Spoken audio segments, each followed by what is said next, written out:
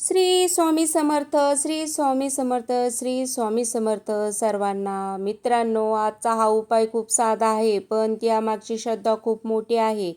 कारण आज आपण जो उपाय पाहणार आहोत तो आणि फक्त 3 लवंगाचा उपाय. होय, फक्त 3 लवंगा, पण या 3 लवंगा योग्य पद्धतीने आणि श्रद्धेने वापरून श्री स्वामी समर्थांचे नाम स्मरण केले तर मनाला एक वेगळीच सकारात्मक शक्ती मिळू शकते. ही अशी भक्तांची श्रद्धा आहे. आणि कदाचित तुम्ही हा व्हिडिओ आज पाहता असाल, यामागचेही स्वामींचीच इच्छा असू शकते. कारण प्रत्येक गोष्ट आपल्या आयुष्यात विनाकारण घडत नसते.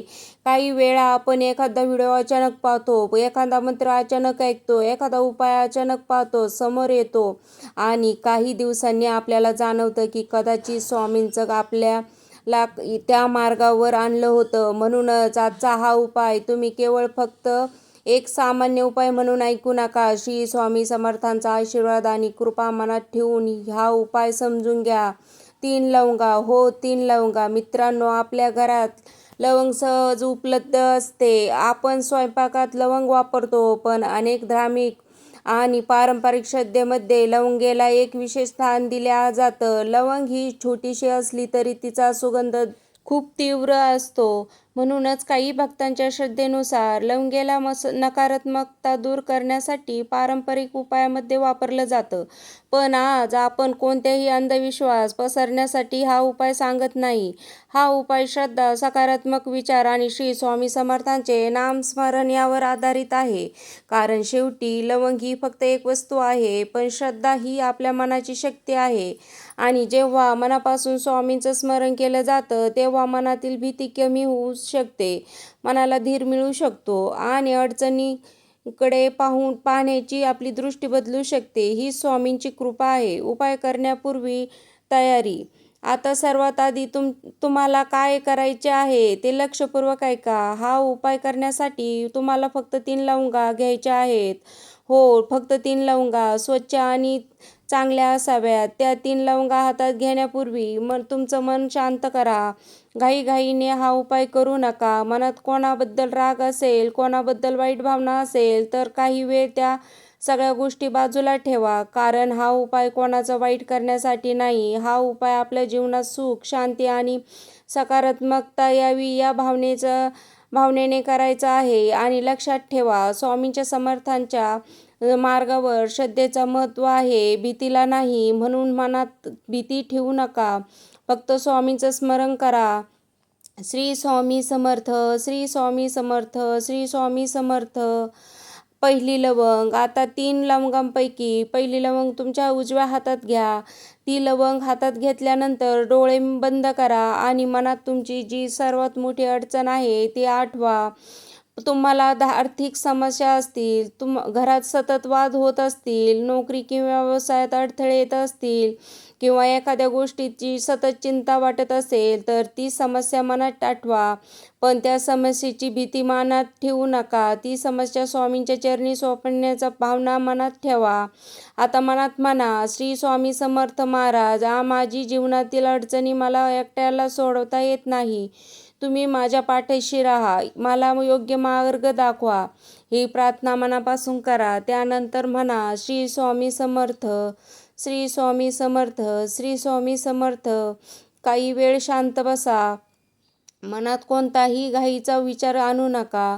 कारण हा स्वामींचा उपाय आहे. कदाचित आज तुमच्या हातात आलेली ही पहिली लवंग तुमच्या मनातील एखादी जुनी भीती सोडून देण्याचा एक संकेत असू शकतो.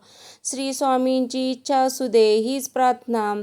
दुसरी लवंग. आता दुसरी लवंग हातात घ्या. ही लवंग हातात घेताना आपल्या घराचा विचार करा, आपल्या कुटुंबातील प्रत्येक व्यक्तीचा विचार करा आणि मनात म्हणा, स्वामी समर्थ महाराज, माझ्या घरावर तुमची कृपा दृष्टी राहू द्या.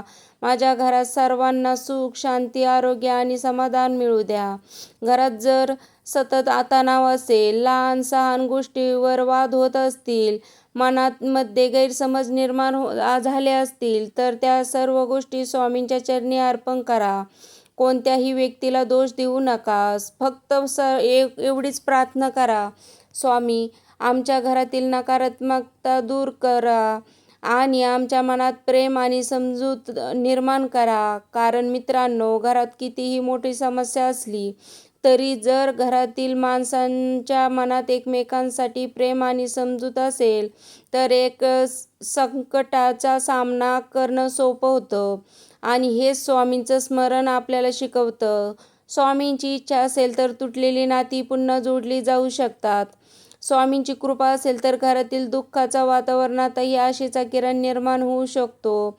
म्हणून दुसरी लवंग हातात घेताना मनात फक्त सकारात्मकताचा विचार ठेवा.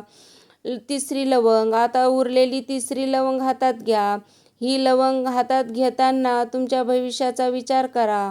तुमच्या मनात एखादी इच्छा असेल, एखादा काम अनेक दिवसांपासून अडकलेलं असेल, तुमची एखादी संधीची वाट पाहत असेल किंवा तुमच्या आयुष्याचं काहीतरी चांगलं घडावं असं इच्छा असेल तर ती इच्छा स्वामींच्या चरणी सांगा. पण एक गोष्ट लक्षात ठेवा, माझी इच्छा जशीच्या तशी पूर्ण झाली पाहिजे असा हट्ट करू नका. त्याऐवजी असं म्हणा, स्वामी महाराज, माझ्यासाठी जे योग्य आहे तेच मला मिळू द्या.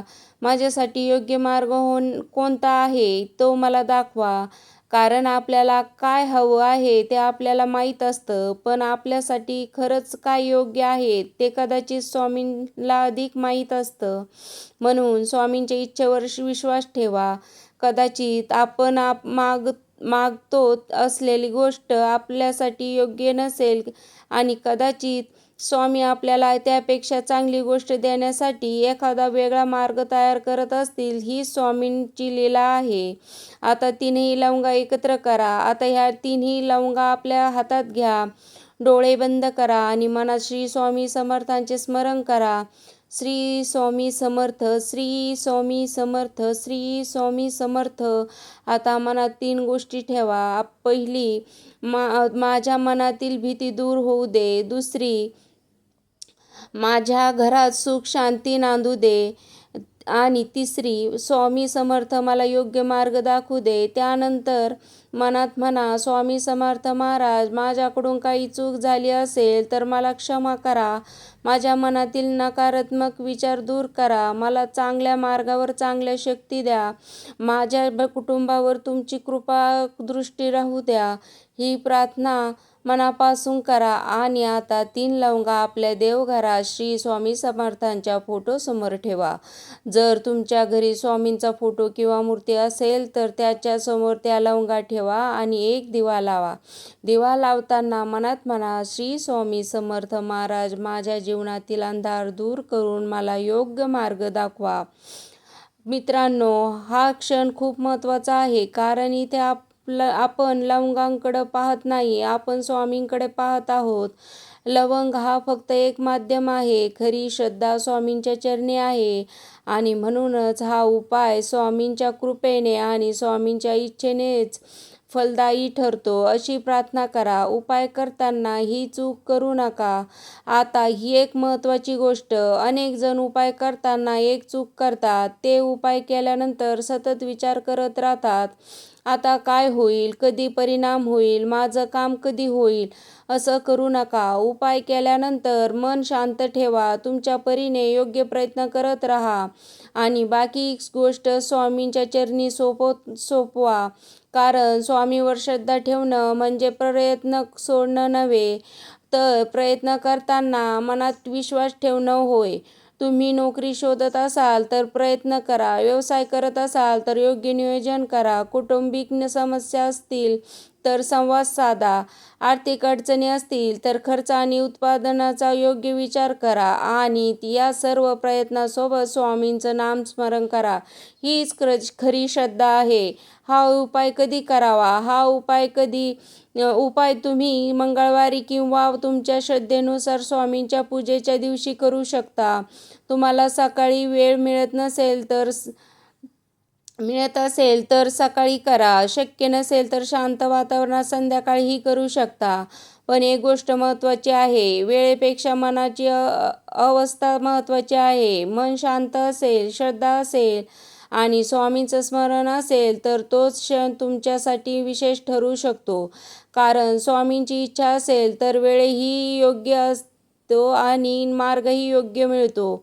उपाय किती दिवसात करायचा याबाबत वेगवेगळ्या परंपरामध्ये वेगवेगळ्या पद्धतीने सांगितले जातात. म्हणून तुम्ही एकच ठराविक दिवस केल्यानंतर हमखास परिणाम होईल असा दावा करू नका. तुमच्या श्रद्धेनुसार हा उपाय करू शकता. पण प्रत्येक वेळी उपाय करताना मनात स्वामींचं स्मरण ठेवा आणि जर तुमची इच्छा असेल तर काही दिवस नियमितपणे श्री स्वामी समर्थ या नामाचा जप करा.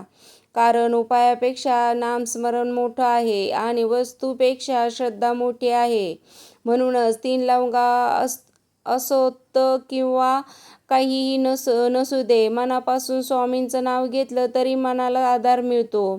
सर्वात महत्त्वाचा भाग मित्रांनो, आज तुम्ही हा उपाय पाहत आहात. कदाचित तुमच्या मनात एखादी मोठी चिंता असेल, कदाचित तुम्ही एखाद्या संकटातून जात असाल, कदाचित तुम्ही कोणालाही न सांगता मनात दुःख घेऊन बसला असाल. पण आज एक गोष्ट लक्षात ठेवा, तुम्ही एकटे नाही. तुमच्या मनातील प्रत्येक गोष्ट स्वामींच्या चरणी सांगा.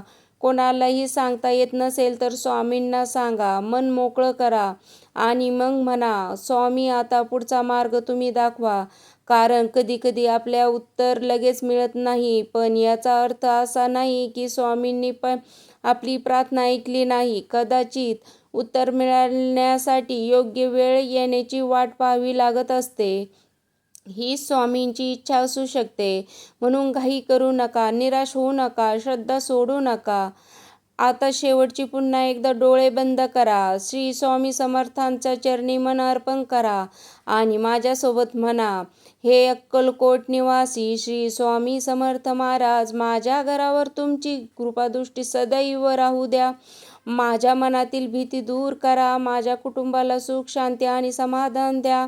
माझ्या आयुष्यातील अडचणी सामना करण्याची शक्ती मला द्या.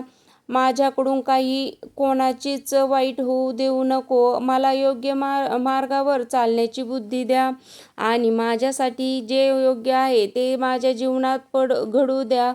श्री स्वामी समर्थ, श्री स्वामी समर्थ, श्री स्वामी समर्थ. मित्रांनो, आज आपण पाहिलेले हा 3 लवंगा उपाय श्रद्धेने आणि सकारात्मक भावनेने करा. पण त्याहूनही महत्त्वाचं, स्वामींचं नामस्मरण कधी सोडू नका.